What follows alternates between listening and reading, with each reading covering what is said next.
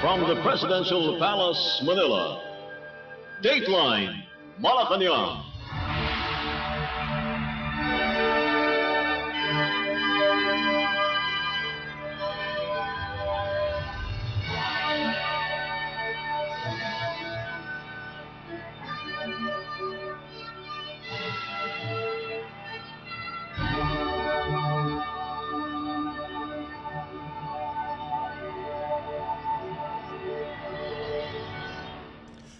Good day.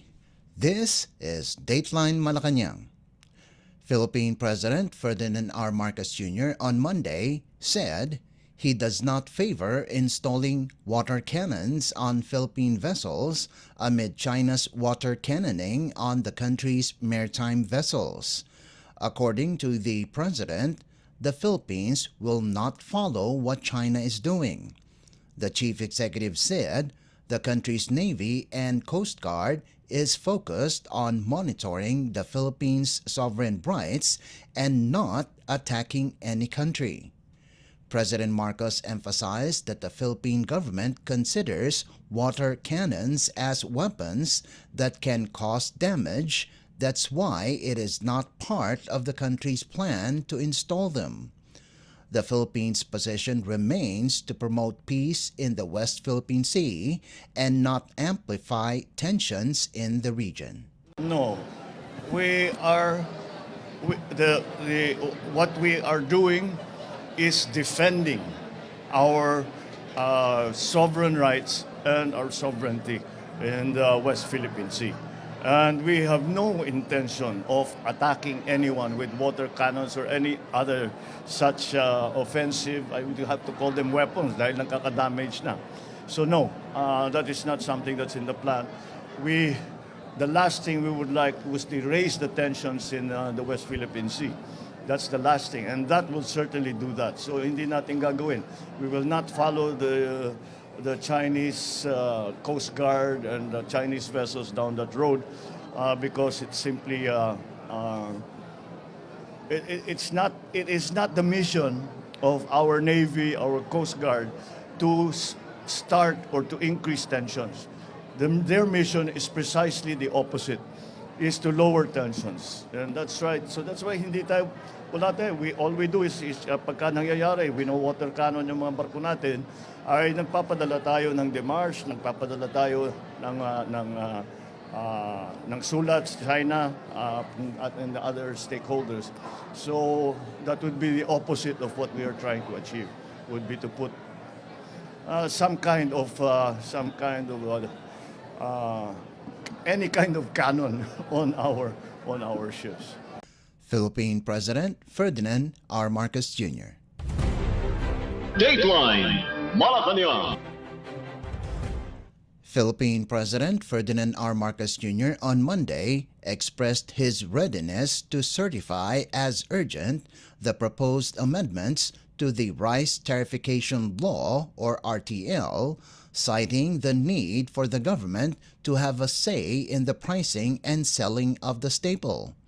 The Rice Tarification Act of 2019 removed the National Food Authority, or NFA's regulatory and import licensing issuance functions and limited its role to emergency buffer stocking of rice bought from local farmers. It also permitted the private sector to freely import rice subject to a tariff. In a media interview in Pasay City, the president said amendments to the Rice Tarification Act and the NFA Charter would allow the government to influence the pricing of rice.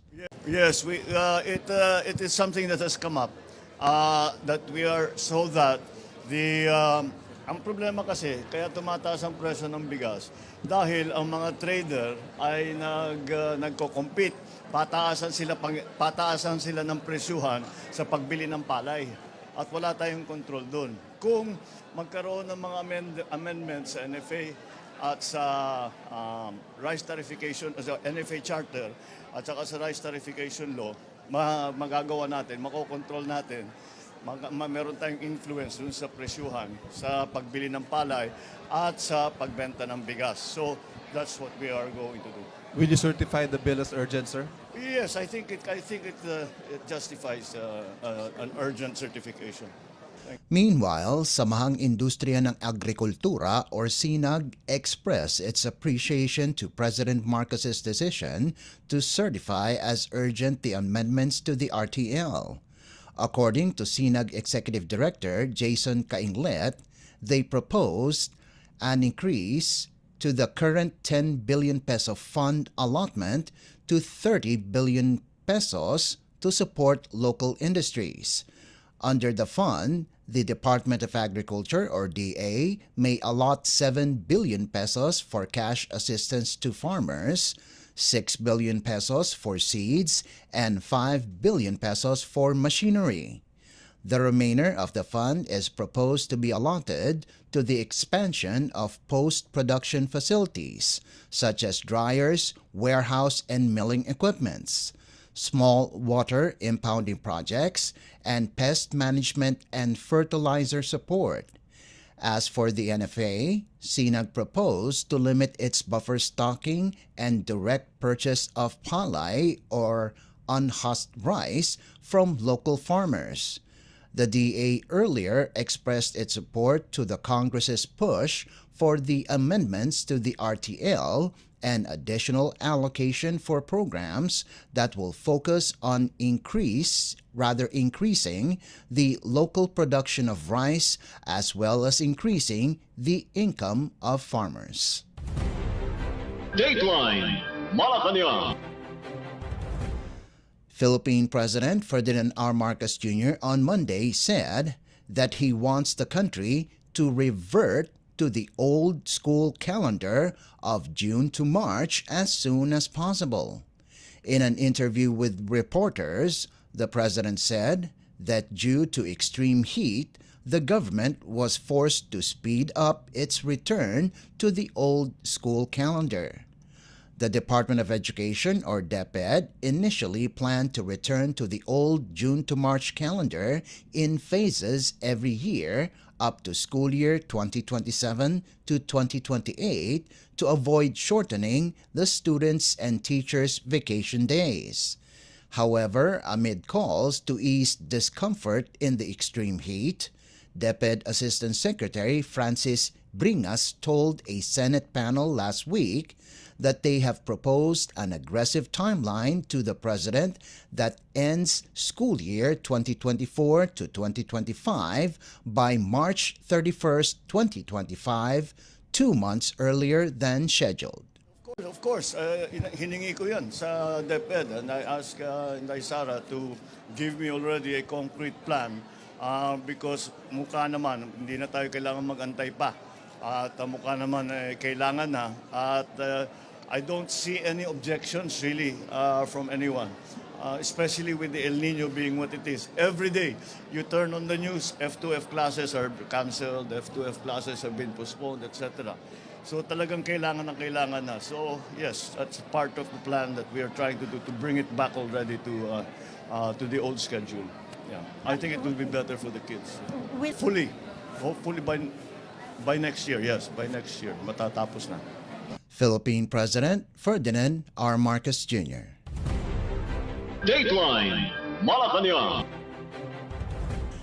Philippine President Ferdinand R. Marcos Jr. is hoping that the negotiations for the Philippines-European Union Free Trade Agreement, or PHEU-FTA, will be finalized by 2027 to boost two-way trade and investment. In a message read by Executive Secretary Lucas Bersamin for the 2024 European-Philippines Business Dialogue and European Investors Night in Makati City on Monday evening, the President said the PHEU-FTA is a crucial step in enhancing the trade partnership between the Philippines and the EU. Trade Secretary Alfredo Pascual and European Commission or EC Executive Vice President Valdis Dombrovskis jointly announced last month the resumption of formal negotiations for the PHEU FTA, which is expected to boost two-way trade by 6 billion euros or around 369.7 billion pesos. FTA talks were put on hold in 2017 after the EU raised concerns over alleged human rights abuses in the previous administration. The Philippine government, President Marcos said, is optimistic that the FTA will unlock new opportunities, significantly increasing market access for Philippine goods and services, and at the same time facilitate the flow of investments, technology, and expertise, bringing mutual benefits to both sides. The chief executive said the country welcomes continued EU investment in key sectors aligned with innovation and sustainability, such as in renewable energy and electronics manufacturing that leverage on the strengths of Philippines' exports and emission reduction goals through automotive e-vehicle investments. The Information Technology Business Processing Management or IT-BPM sector also offers significant growth potential in data analytics and software, while public-private partnerships or PPPs in sustainable infrastructure are expanding, the president said, adding that the Philippines also offers European companies opportunities in agricultural and fishery processing. To maximize the benefits of the FTA, President Marcos said, the Philippine government has enacted significant reforms enhancing the business environment, such as the Retail Trade Liberalization Act, the Foreign Investment Act, the Public Services Act, and the Green Lanes Initiative for Strategic Investments. Likewise, the chief executive said the country is offering a range of investment opportunities for PPPs under the administration's Build Better More program, which features 185 major infrastructure projects worth 161 billion US dollars or around 9.2 trillion pesos to enhance the country's attractiveness as an investment destination. President Marcos Jr. also touted the Maharlika Investment Fund, the Philippines' first sovereign wealth fund, to provide a platform for private sector engagement in financing flagship infrastructure projects in the country. Dateline Malacañang. In other news, the Armed Forces of the Philippines, or AFP, and the United States Armed Forces, or USAF, ended their joint exercises in stopping attacks coming from the sea, a success, following the successful holding of a counter-landing exercise, which is part of Balikatan 39-2024. The exercise of both forces at the La Paz Sand Dunes in Lawag, Ilocos Norte Province on Monday featured the maneuverability of both forces and assets to protect the country's shores from outside forces attempting to land in Philippine territory. The AFP utilized the Atmos 155mm self-propelled howitzer, one 105mm howitzer of the Army Artillery Regiment or AAR, Philippine Army, and two 105mm howitzer of the Philippine Marine Corps, while the USAF deployed two U.S. howitzers, 5.56 caliber rifles, medium and heavy machine guns, 3 Javelin anti-tank missiles, and 3 multi-purpose anti-armor anti-personnel weapon system or MAAWS. Philippine Exercise Director Major General Marvin Licodin said that the exercise increased the interoperability and preparedness of the Allied forces to support the stability in the Indo-Pacific region. Dateline Malacañang. The Philippine Statistics Authority, or PSA, on Tuesday reported that headline inflation, or overall inflation, slightly increased to 3.8% in April from the 3.7% registered a month earlier. This brings the national average inflation from January to April 2024 to 3.4%. This is, however, significantly lower than the 6.6% recorded in the same month last year. The increase in overall inflation is primarily due to the higher year-on-year increase in the heavily weighted food and non-alcoholic beverages, which registered 6% for the month from the 5.6% in March. Also a factor to the upward trend is the growth rate in the transport index, which went up by 0.5% to 2.6% from the 2.1% in the previous month. Meanwhile, food inflation at the national level rose to 6.3% in April from the 5.7% registered in March. The figure is considerably lower compared to the 8% recorded a year earlier. The main driver of the upward trend was due to the year-on-year increase in the vegetables, tubers, plantains, cooking bananas, and pulses index at 4.3% in April from 2.5% annual decline in the previous month, followed by fish and other seafood with an inflation rate of 0.4% during the month from an annual drop of 0.9% in March 2024. Let's listen to the report of National Statistician and Civil Registrar General and Philippine Statistics Authority Undersecretary Claire Dennis Mapa. Ang headline inflation o ang pagtaas ng presyo ng mga produkto at serbisyo sa bansa ay bumilis sa antas na 3.8% nitong Abril 2024. Noong Marso 2024, ang inflation ay naitala sa antas na 3.7% at 6.6% naman noong Abril 2023. Ang average inflation mula Enero hanggang Abril 2024 ay nasa antas na 3.4%. Ang pangunahing dahilan ng mas mataas na antas ng inflation nitong Abril 2024 kaysa noong Marso ay ang mas mabilis na pagtaas ng presyo ng food and non-alcoholic beverages.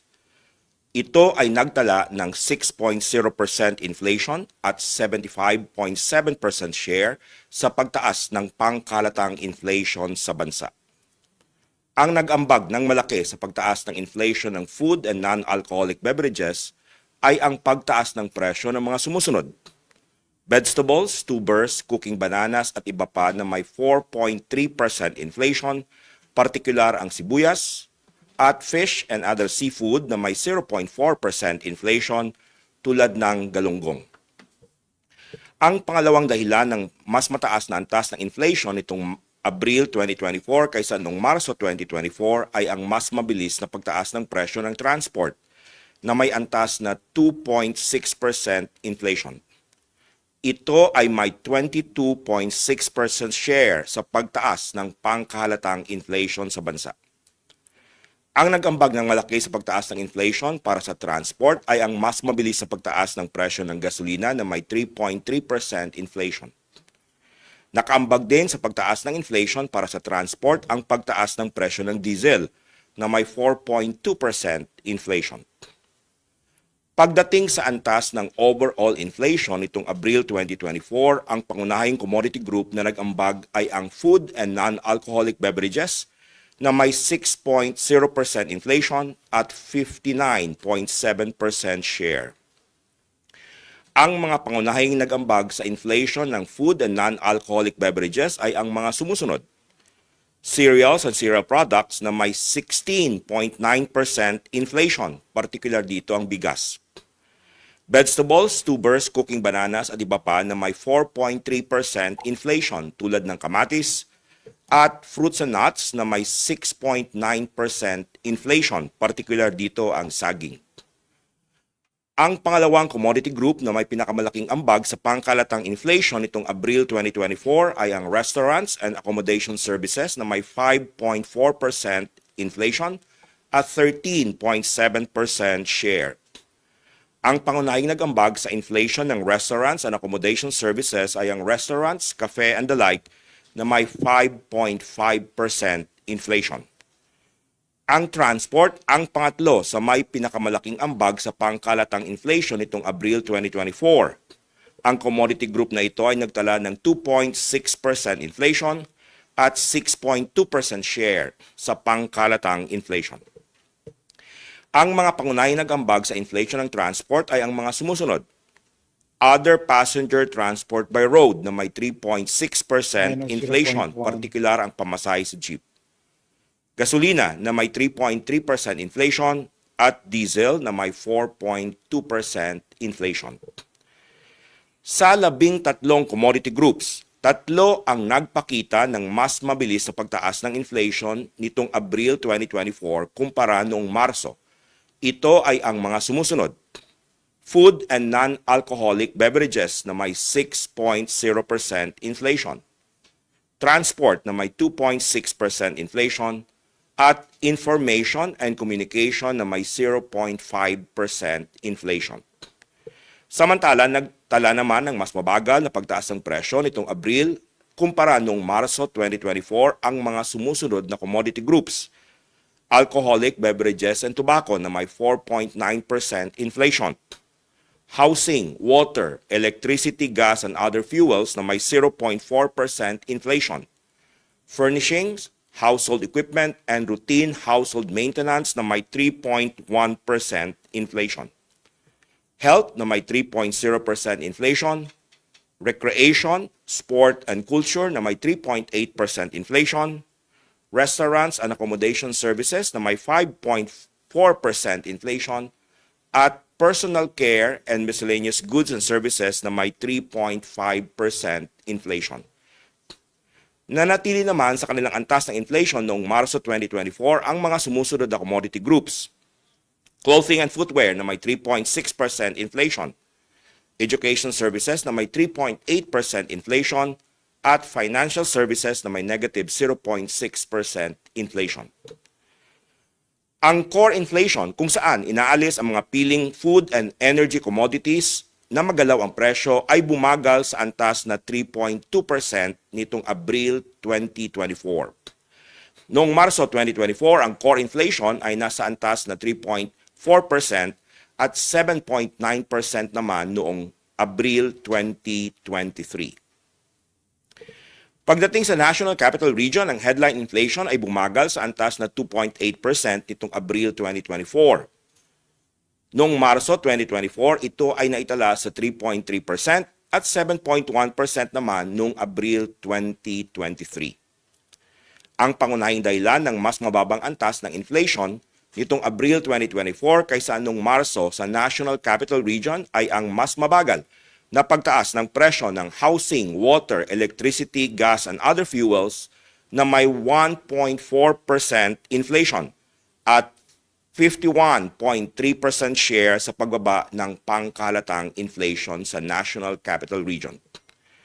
Ang nag-ambag sa pagbaba ng inflation ng housing, water, electricity, gas, and other fuels sa National Capital Region ay ang pagbaba ng presyo ng kuryente na may negative 3.1% inflation. Ang pangalawang commodity group na nag-ambag ng mas mababang antas ng inflation nitong Abril 2024 sa National Capital Region ay ang mas mabagal na pagtaas ng presyo ng food and non-alcoholic beverages. Ito ay may 3.8% inflation at 38.7% share sa pagbaba ng pangkalatang inflation sa National Capital Region. Ang nag-ambag sa pagbaba ng inflation ng food and non-alcoholic beverages ay ang pagbaba ng presyo ng meat and other parts of slaughtered land animals na may negative 0.2% inflation. Partikular dito ang karne ng baboy mula sa pagtaas ng presyo noong Marso 2024. Nakaambag din sa pagbaba ng inflation ng food and non-alcoholic beverages ang mas mabagal na pagtaas ng presyo ng mga sumusunod.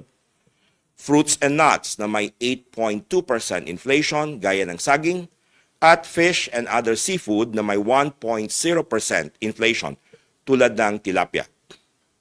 Sa mga pangkat ng pagkain sa National Capital Region, nagpakita ng mas mabagal na pagtaas ng presyo nitong Abril ang mga sumusunod. Flour, bread, other bakery products, pasta products and other cereals na may 3.3% inflation. Fish and other seafood na may 1.0% inflation. Fruits and nuts na may 8.2% inflation gaya ng saging, at sugar, confectionery and desserts na may 0.4% inflation, particular dito ang asukal na puti. Nagtala naman ng pagbaba ng presyo nitong Abril 2024 mula sa pagtaas ng presyo noong Marso ang meat and other parts of slaughtered land animals na may negative 0.2% inflation, katulad ng karne ng baboy. Samantala, nagpakita naman ng mas mabilis na pagtaas ng presyo nitong Abril 2024 ang mga sumusunod na pangkat ng pagkain. Bigas na may 16.4% inflation. Mais na may 3.9% inflation. Vegetables, tubers, cooking bananas at iba pa na may 5.3% inflation tulad ng ampalaya. Nanatili naman sa antas noong Marso 2024 ang mga sumusunod na pangkat ng pagkain. Milk, other dairy products, and eggs na may 0.8% inflation, particular dito ang powdered milk. Oils and fats na may negative 5.9% inflation tulad ng mantika. At ready-made food and other food products not elsewhere classified na may 3.4% inflation, particular dito ang luya. You just heard the report of National Statistician and Civil Registrar General and Philippine Statistics Authority Undersecretary Claire Dennis Mapa. Dateline Malacañang. The Philippines Migrant Workers Office, or MWO, in Taiwan has placed the country under a high alert status following the twin earthquakes that rocked the country on Monday evening. According to the Department of Migrant Workers, or DMW, even though they have yet to receive news of Filipinos hurt in the tremor, they are coordinating with local authorities in Taipei, Taichung, and Kaohsiung. The DMW is also coordinating with the Filipino community, their employers, and trade associations to ensure the safety of Filipinos living and working in Taiwan. In partnership with the Manila Economic and Cultural Office, or MECO, led by Chairman Silvestre Bello III, the agency is closely monitoring the latest situation in the country. According to reports, the Taiwan Central Weather Administration registered a magnitude 5.9 quake at 5:45 and 5:52 early Monday evening. But according to the report of the United States Geological Survey, or USGS, they recorded a magnitude 5.6, followed by an aftershock of magnitude 5.4. Meanwhile, the DMW also reported that 61 overseas Filipino workers, or OFWs, from Israel are scheduled to arrive at the Ninoy Aquino International Airport, or NAIA, on Thursday. The group is the biggest number to avail of the government's voluntary repatriation program since hostilities broke out in October last year between Israel and Hamas. In an advisory, Department of Migrant Workers, or DMW Secretary Hans Leo said, along with DMW staff and other government officials, he will be welcoming the OFW's return at the NAIA Terminal 3 in Pasay City. The Department of Foreign Affairs, or DFA, has not eased the Alert Level 2 since the start of the hostilities, as there are real threats to the life, security, and property of Filipinos arising from internal disturbance, instability, or external threats. DMW data showed that as of January this year, 463 OFWs in Israel have already availed of the voluntary repatriation. Dateline Malacañang. And finally, 37 areas are forecast to experience danger level heat indices on Tuesday, with the highest at 45 degrees Celsius likely in Dagupan City, Pangasinan Province. A heat index of 45 degrees Celsius is also forecast in Clark in Pampanga Province, Cuyo in Palawan Province, and Virac in Catanduanes Province. Heat index, or what the temperature feels like to the human body when relative humidity is combined with the air, ranging from 42 to 44 degrees Celsius, will be felt in other areas in the country, including the Ninoy Aquino International Airport, or NAIA, at 43 degrees Celsius, and at the Science Garden in Quezon City at 42 degrees Celsius. The Philippine Atmospheric, Geophysical, and Astronomical Services Administration, or PAGASA, said that under danger level, or 41 degrees Celsius to 51 degrees Celsius heat indices, heat cramps and heat exhaustions are likely. Continued exposure to the sun could also cause heat stroke. Meanwhile, the country will continue to experience fair weather with isolated rain showers caused by the easterlies and localized thunderstorms. PAGASA also forecasts light to moderate winds and slight to moderate seas across the archipelago. Dateline Malacañang. Before we conclude our program, we would like to invite everyone to come and visit our Facebook page and YouTube channel at Radio Pilipinas World Service.